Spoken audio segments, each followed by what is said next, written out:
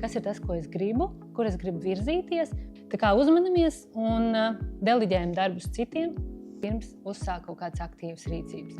Būs lietas, kas risināsies it kā būtu vairāk bremze nekā gāze, bet jau visiem maija mēnesī, kad mostās gan daba, gan arī mēs katrs iekšēji. Šajā video sniegšu nelielu ieskatu maija prognozē, ņemot talkā taro kārtas. Saskatīsimies mēneša kopējo noskaņu. Maija mēnesis pēc savas enerģijas būs mazliet lēnīgs. Būs lietas, kas risināsies it kā būtu vairāk bremze nekā gāze, bet tas ir labi. Patiesībā maija mēnesis kā reiz arī aicina nesasteigt lietas, ļaut tām, tā teikt, nogatavoties pirms uzsāk kaut kādas aktīvas rīcības. Šis ir ļoti labs laiks, kad vai nu kaut kādi lēmumi, vai kaut kādi projekti, vai kaut kādi plāni tiek nogatavināti. Kad ir apjausma iekšēji, kas ir tas, ko es gribu, kur es gribu virzīties, bet vēl nesākt aktīvo rīcību. Jo gatavāki mēs būsim, jo vairāk mēs tam sagatavosimies iekšēji, tīri ar sirdi, ar emocijām, jo jaudīgāk tie projekti arī mums pēc tam aizies. Jautājot kārtīm, kas ir iespējas, ko sniedz maija mēnesis, šis ir ļoti labs laiks uzsākt jaunas lietas, jaunus projektus, kaut kādas pilnīgi nebijušas situācijas. Šis īstenībā ir laiks, kad eksperimentēt pat ar drosmīgiem lēmumiem, ar drosmīgām idejām, respektīvi, jo neparastāk, jo savādāk, jo jaudīgāk.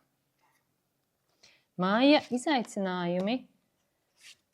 Maija mēnesī ir ļoti jāpaskatās, cik daudz mēs uzņemamies uz saviem pleciem, cik daudz darba mēs darām, un vai tiešām tas viss ir jāpaveic tieši šodien, tieši tagad un tieši man. Jo kārtas saka, ka šis mēnesis aicina drīzāk izvērtēt prioritātes, kas ir tie darbi, kas ir jādara vispirms.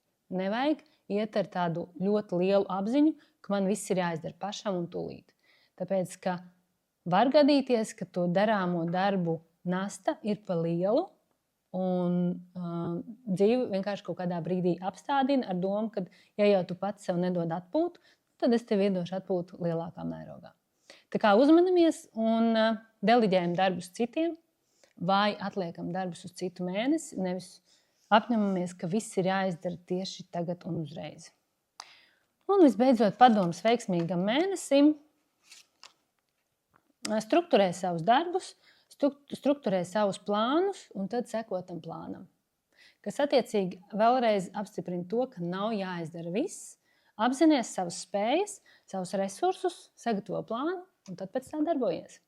Aicinu komentāros padalīties, kas no šī visa tev noderēja un ko tu jau tagad zini, ka ņemsi vērā. Ja arī tu vēlies savas mēneša prognozes likt individuāli pats sev, tad aicinu pieteikties taro kursiem, jo tā ir iespēja izprast taro kāršu valodu un tad ar tām sarunāties ikdienā.